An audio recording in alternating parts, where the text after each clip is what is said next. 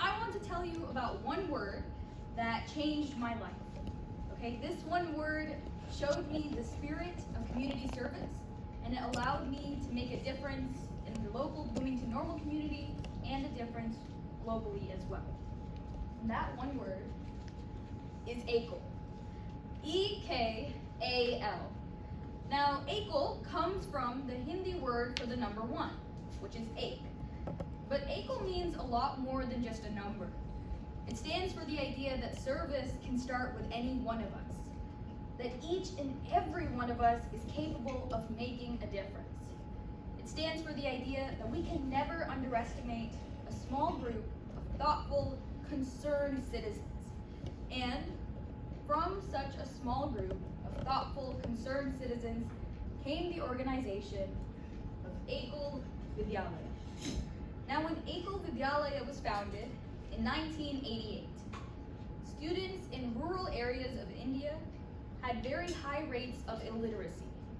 In fact, according to the 1981 census, 38% of boys between the ages of 6 to 10 were literate, compared to 72% who were not. And on the other side, for girls, it was even worse. Only 25% of the students in those age ranges were literate. See, for these students, they lived in extremely remote villages, which meant that the nearest access to public schooling or government schools was miles away. So instead, they ended up not going to school at all. And this started a cycle of poverty and dependency that they were unable to break through from. And so a goal arose: the holistic and integrated village development, allowing the village to become more sustainable and bring themselves up. And in order to do so, they focused on eradicating illiteracy and fostering inclusiveness across all sections of society, which is a pretty lengthy goal. And so the solution seemed simple at first: setting up one-teacher schools run in the most remote portions of India to ensure that education was accessible to every child. Now, one teacher per one village, per one school. That's where EKAL started. But since then, over the past 3.5 decades, it's grown into a bigger force. In fact, they've begun to embrace this philosophy, the holistic approach of social and economic development on avenues such as healthcare, hygiene, and entrepreneurship, in addition to the basic goal of education.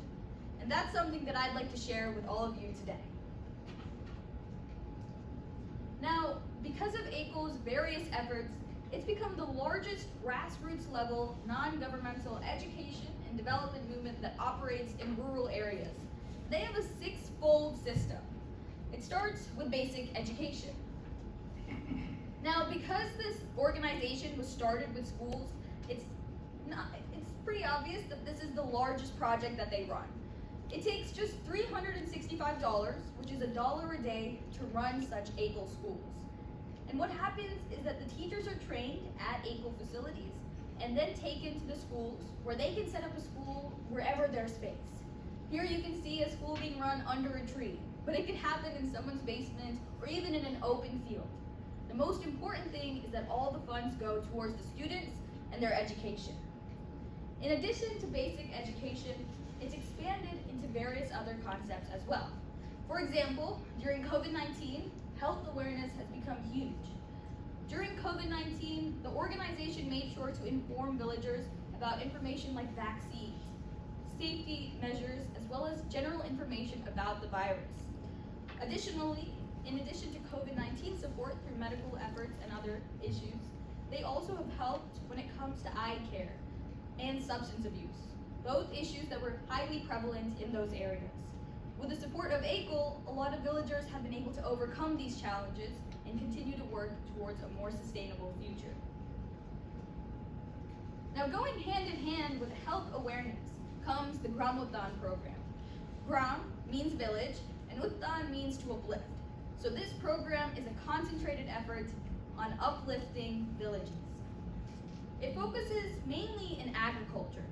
Some initiatives that have been set up are the Gene Bank or the Community Seed Bank, allowing agriculture to become more sustainable and diverse, teaching villagers and farmers how to introduce and reintroduce crops into their areas, as well as teaching them how to become more of green living individuals, embracing a more green society in the future. All in all, these centers allow individuals to learn more about green living, as well as promote a more sustainable future for farmers. And another important part comes with the rural entrepreneurship program and skill building. Now, while agriculture is mostly a field that's taken up by the men of the village, EKAL wanted to provide something for the women as well. And so they began setting up tailoring entrepreneurship classes. In these classes, the women are taught how to run a business, set up tailoring centers, and outsource to women in their village and out of their village as well. The service is provided to children as well as women and allows them to do their part in sustaining the family, giving them more independence, and empowering the women of the village as a whole. This has been a great experience for so many individuals in the villages and helps bring together the family as well. And of course, as we move into the digital century and as we move into the digital age, digital literacy has become increasingly important in the modern world. And as we move forward, it's a skill that's necessary and integral when it comes to any sort of workforce involvement, which is why digital literacy has become a huge part of what EKAL does as well. For example, they've started up a new initiative called EKAL on Wheels, which is a school bus that contains Wi-Fi, laptops, and a trained instructor that travels from village to village, instructing students in important uses like Microsoft and how to navigate a basic website. In addition to EKAL on Wheels, the schools have recently begun implementing the use of tablets to enhance students' learning experiences and making it more fun for kids to learn. Because of all of EKAL's efforts, they've been able to have a profound impact, having a presence in over 100,000 villages and schools. Through these efforts, they've been able to serve 2.7 million students alone. Plus, of course, this number does not include other resources that they have given out as well. And out of these 2.7 million students, there are 1.3 million boys and 1.3 million girls, because EKAL has a concentrated effort on making sure that both boys and girls are given equal access and equal opportunity to ensure that they also receive equal success when it comes to education.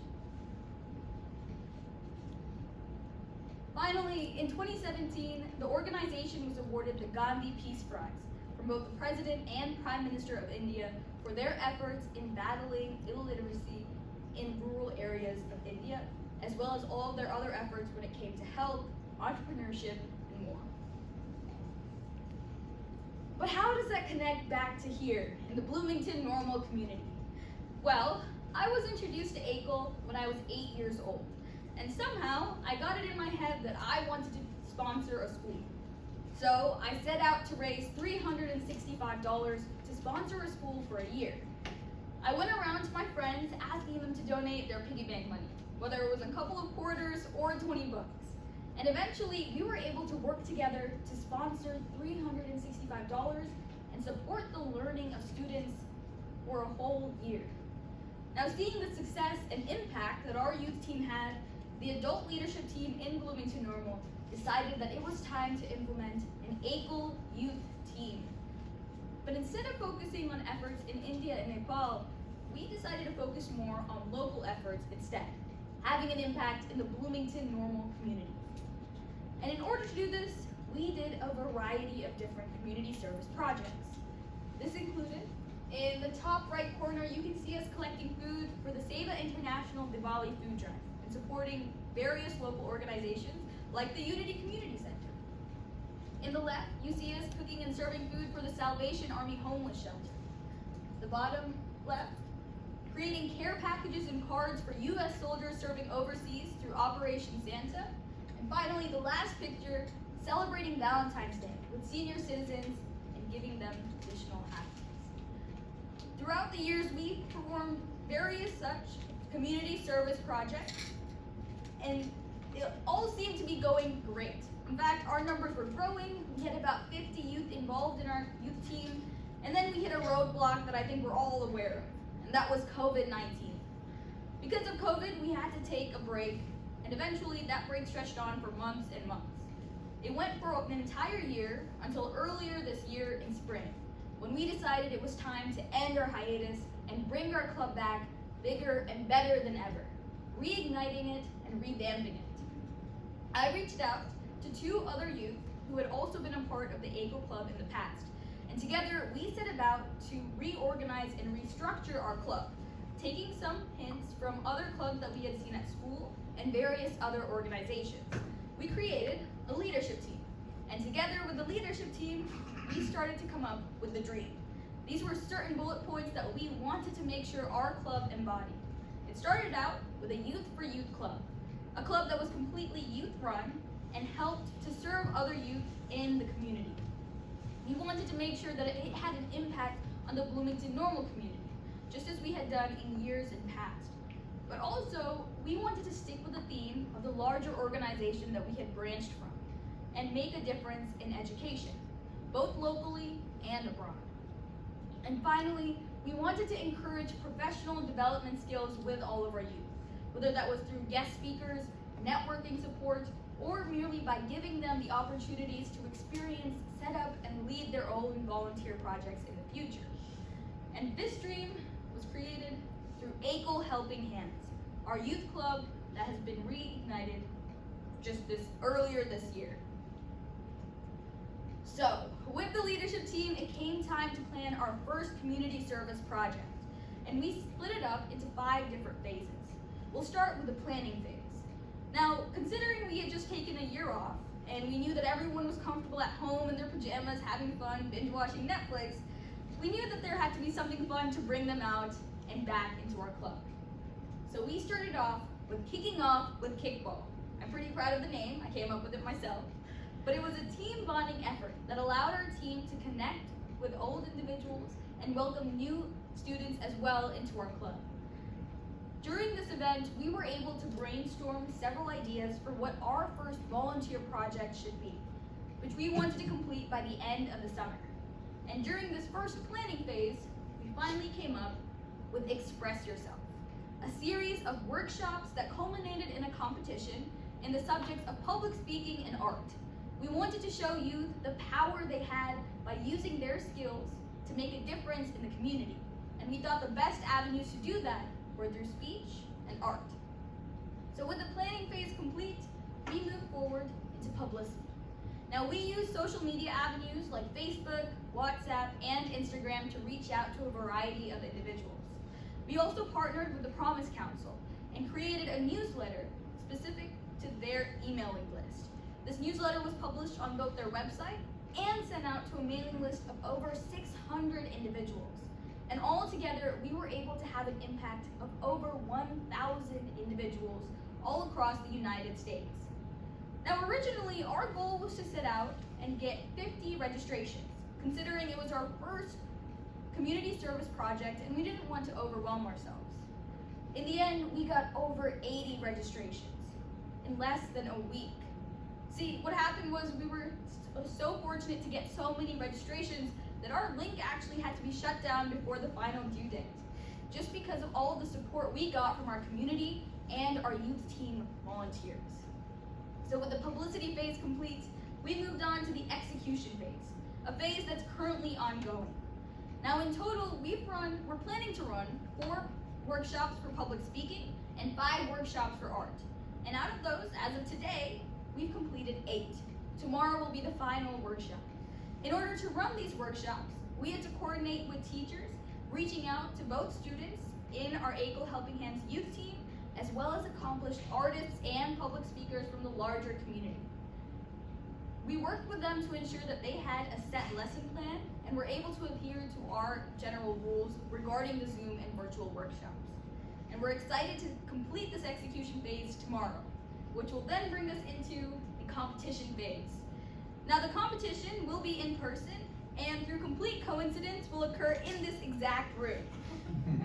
It'll happen all day this Sunday, and we've also reached out to 9 different judges to help judge this competition. The goal of the competition is to bring all of the students together for a final hooray and also allow them to get some feedback on the skills that they've been working on over the past few weeks. We're excited to see how the competition wraps up, and after the competition, we'll also hold an award ceremony to help celebrate our students the following week at an outdoor venue.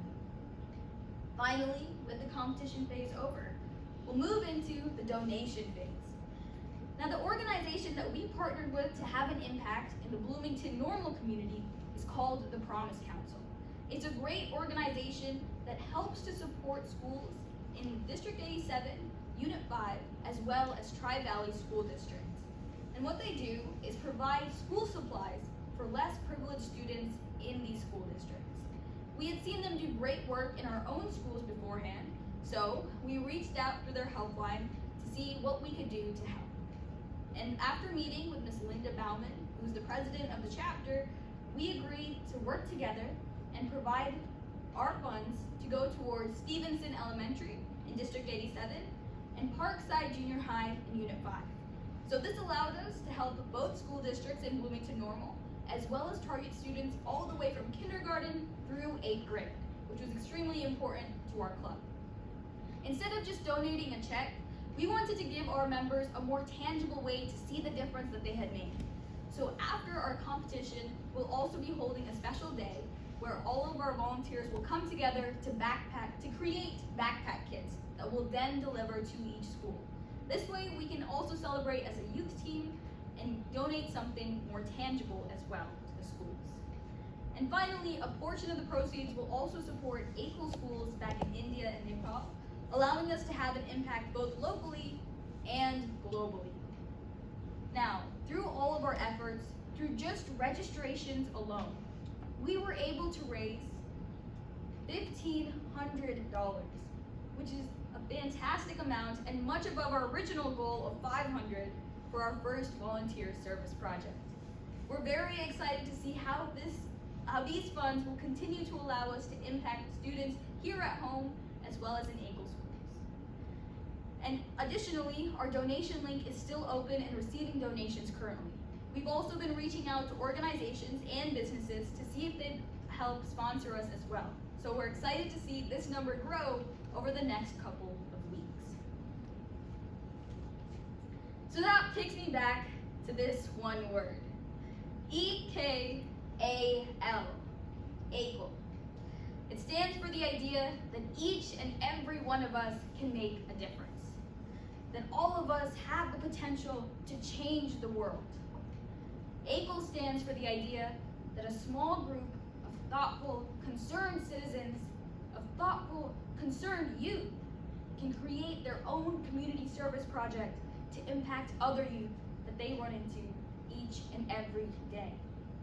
I'm proud to represent and be a part of one such